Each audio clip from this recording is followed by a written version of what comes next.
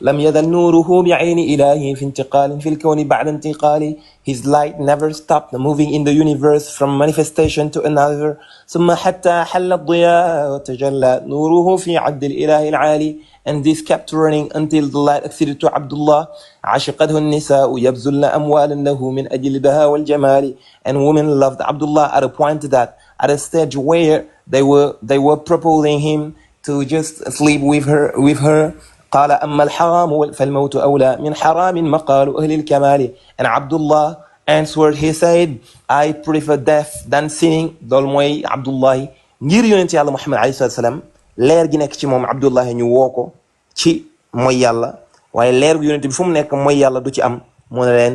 wax dëgg yàlla man dee qaala amma alxaraamu fil mawti awlaa daal lu xaraam dee moo ko gën a yey mooy dee moo ma gënal def lu xaraam. Sanga Jaay ne ma wax ko rek te tëj benn yoon. Sanga Jaay ne nañ bàyyi xel foofu sew-sew mu ngi fa benn jigéenu yéeféer jigéen joo xam ne yéeféer la woon moo xàmmee leeru yonent bi ci ndiggal Abdullahi ba sàkku woon tëdd ak moom maanaam ñu sëy ngir mu jox ko ay gilleem yu bëree bëri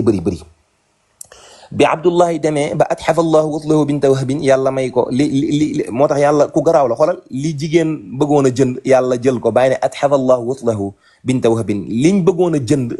yàlla jël na ko may ko doomu Wahb ji mooy Amina mi nga xam ne mooy yaayu yonent yàlla Muhammad. loolu moo lay wan ni kon aalam bi du lépp la ñuy jënd am na yow di nga ko bëgg a jënd yàlla jël ko may ko kenn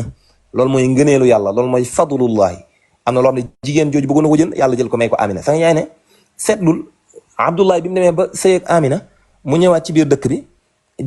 léegi nag mu gis ni xorom gi mu amoon ci biir dëkk bi daa mel ni ñàkk na ko mu demaat ba ci ndaw si ko doon sàkku pour tëdd ak moom mu ne ko léegi li nga ma doon wax ndaw soosu ne ko demal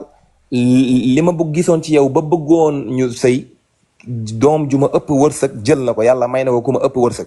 Sanga Jaay ne nañ yee xel yi jigéen joo xam ni yéeféer la mën a xàmmee leeru yonent yàlla Muhammad fi mu làqu yow jullit bi ngay góor mbaa jigéen nga sàggan ba leeru yonent yàlla Muhammad réer ci biir mindaafoon yi. Sanga Jaay ne nañ yee xel yi